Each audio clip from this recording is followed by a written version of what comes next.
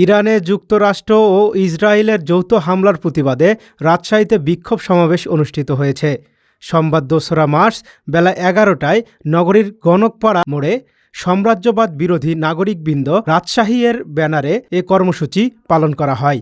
সমাবেশে অংশগ্রহণকারীরা মার্কিন সাম্রাজ্যবাদ ধ্বংস হোক, নিপাত যাক সহ বিভিন্ন স্লোগান দেন।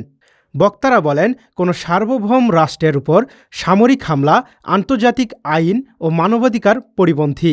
তারা দাবি করেন, এ ধরনের আগ্রাসী পদক্ষেপ বিশ্ব ও শান্তি স্থিতিশীলতার জন্য হুমকির সৃষ্টি করে।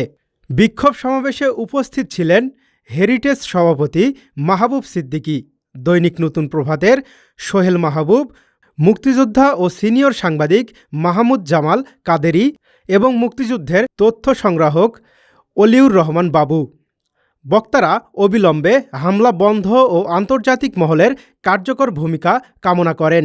জাকারিয়া আল ফয়সাল, ডেইলি সিটিজেন ভয়েস।